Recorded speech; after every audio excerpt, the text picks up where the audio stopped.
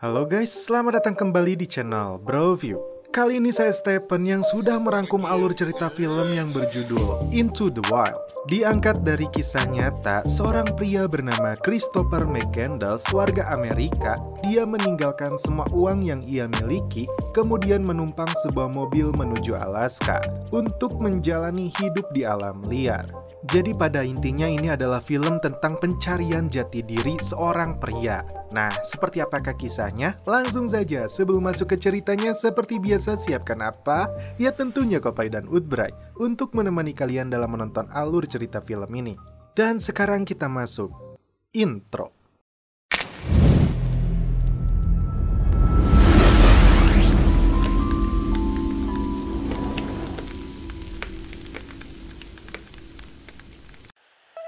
Di awal film, diperlihatkan seorang anak sultan bernama Christopher McCandless.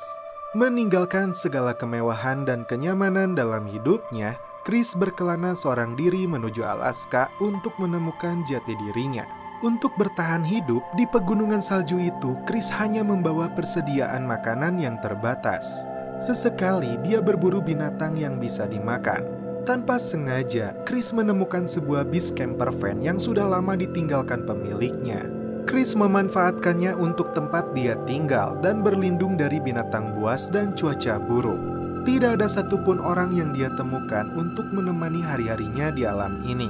Sesuai dengan keinginan dan tujuan Chris selama ini untuk menemukan kebahagiaan sejatinya. Buku diary adalah saksi yang menemani hari-hari Chris untuk mencurahkan segala isi hati dan setiap hal yang dia temukan dalam kesehariannya. Tepatnya di tahun 1992, Chris mengembara hingga sampai di pegunungan Alaska dan berakhir di bis ajaib ini. Kisah Chris berawal sejak 2 tahun lalu. Chris berasal dari keluarga yang cukup kaya. Orang tuanya bangga karena Chris lulus dari Universitas Emory.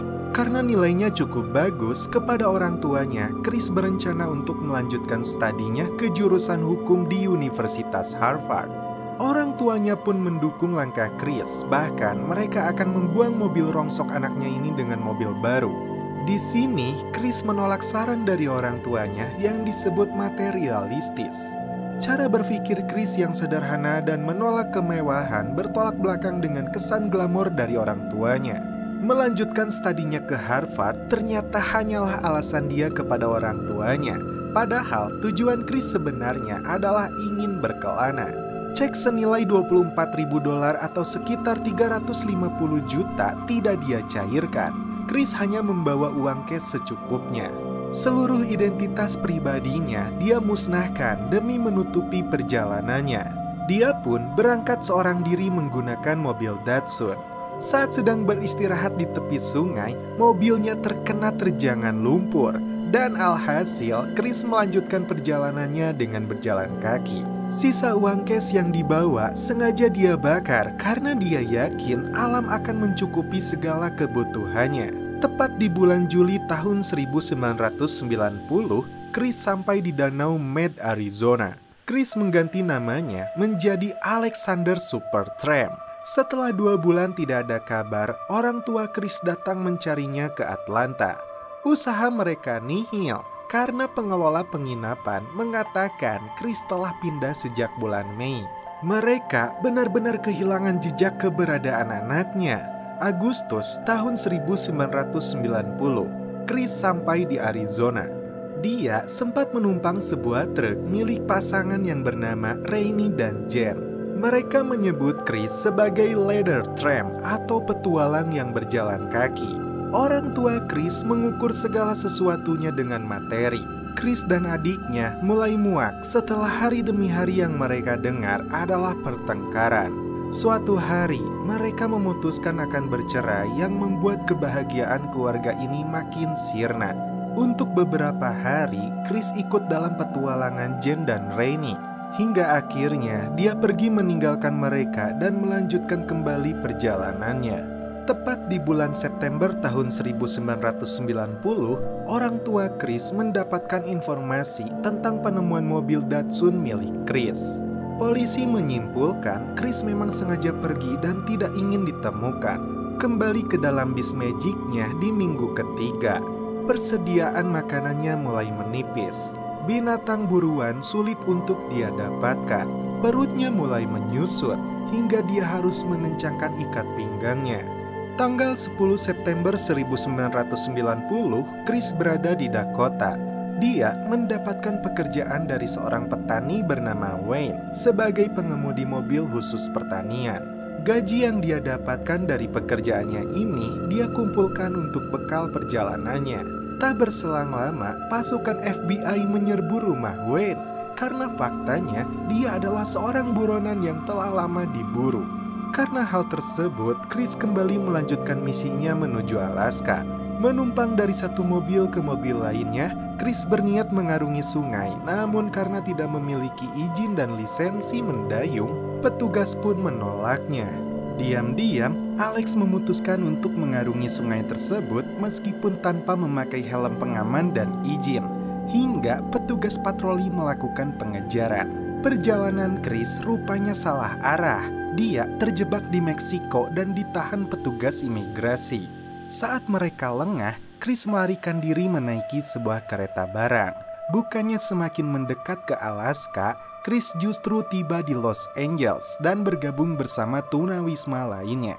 Malam itu, Chris kembali berpikir, kota bukanlah tujuannya. Dia sudah bertekad tidak ingin kembali ke kehidupan lamanya. Kembali menaiki kereta barang, tak diduga petugas menemukan keberadaan Chris hingga dia dipukuli dan ditendang dari kereta. Cerita mundur kembali di minggu ke-7 dalam bis ajaibnya. Tumbuhan dan buruan yang dia dapatkan makin sulit. Tubuhnya pun semakin kering kerontang. Setiap hari yang bisa dia lakukan adalah membaca buku dan menulis kegiatan serta isi hatinya. Sejenak dia merasakan kedamaian saat menghirup udara bebas Alaska yang dia mimpikan selama ini. Di kota Los Angeles, Alex sempat bekerja di sebuah restoran siap saji untuk bekalnya menuju Alaska. Namun pekerjaan itu tidak berjalan lama, hanya karena Alex tidak menggunakan kaos kaki. Adik Alex menceritakan, setahun setelah Chris menghilang, orang tuanya semakin putus asa. Tidak ada lagi wajah kebahagiaan dan seakan harta yang mereka miliki tidak ada gunanya lagi. Suatu hari, Chris menemukan buruan besar. Sebagian besar daging itu dia simpan di bawah bebatuan. Tak diduga, daging itu justru menjadi busuk hingga tidak bisa dia konsumsi. Kekesalannya itu dia curahkan dalam diary-nya. Di tanggal 18 Desember tahun 1991, tepatnya 4 bulan sebelum Chris menemukan bis ajaibnya, dia bertemu kembali dengan Jen dan Rennie. Di pinggiran kota ini, Chris bertemu dengan seorang gadis cantik bernama Tracy. Kebersamaan mereka membuat Tracy sangat berharap cintanya dibalas oleh Chris.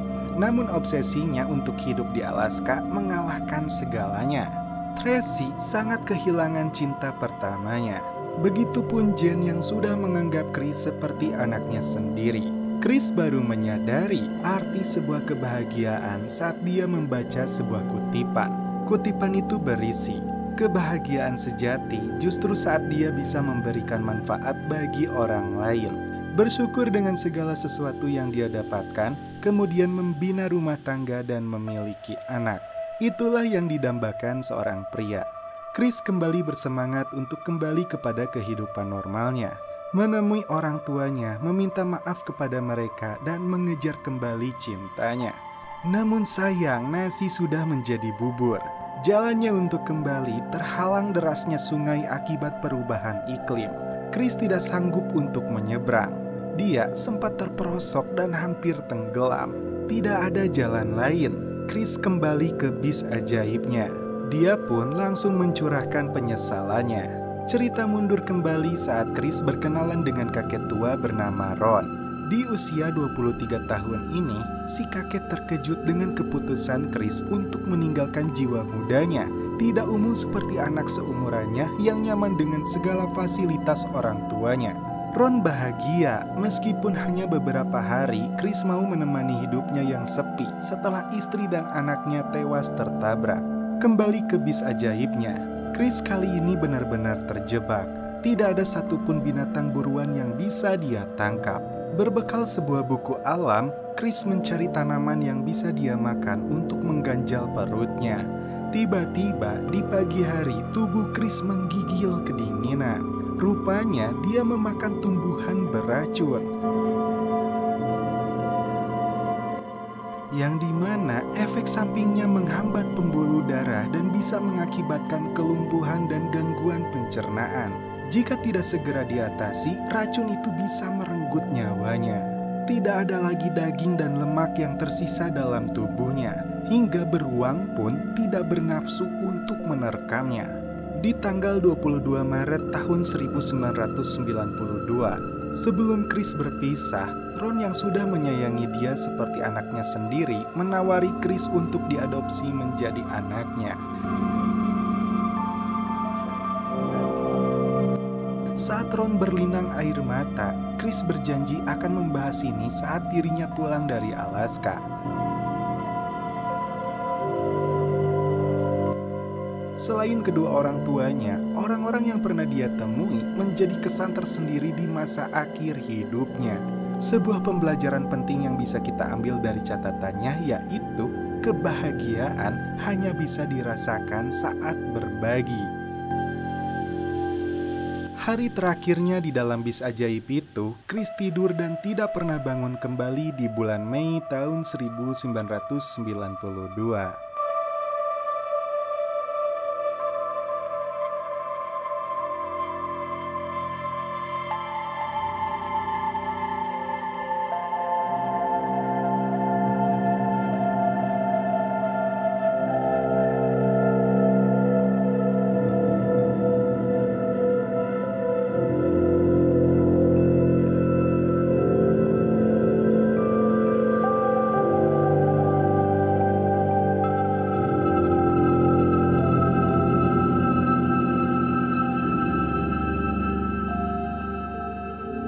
Dan setelah itu film pun berakhir.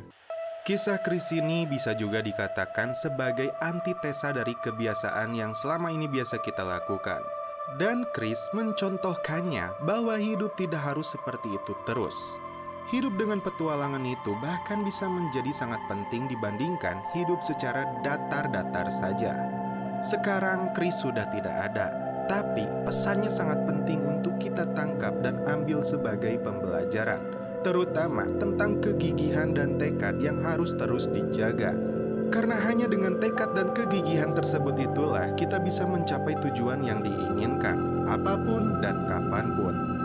Mengutip beberapa percakapan yang ada di dalam film ini, di antaranya seperti, "Aku tidak butuh uang. Uang membuat orang selalu khawatir. Lebih dari cinta, uang, keyakinan, ketenaran, dan keadilan, berikan aku kebenaran. Dan aku juga tahu betapa penting dalam hidup bukan untuk menjadi kuat, tapi untuk merasa kuat. Untuk mengukur kemampuan dirimu setidaknya sekali saja. Untuk tahu rasanya berada dalam hal paling purba dari sejarah manusia. Menghadapi kebutaan dan ketulian sendiri tanpa apapun yang membantumu, kecuali tanganmu dan kepalamu sendiri. Namun di dalam kesendirian itu tidak lupa juga ditemani dengan kopi. Suruput dulu.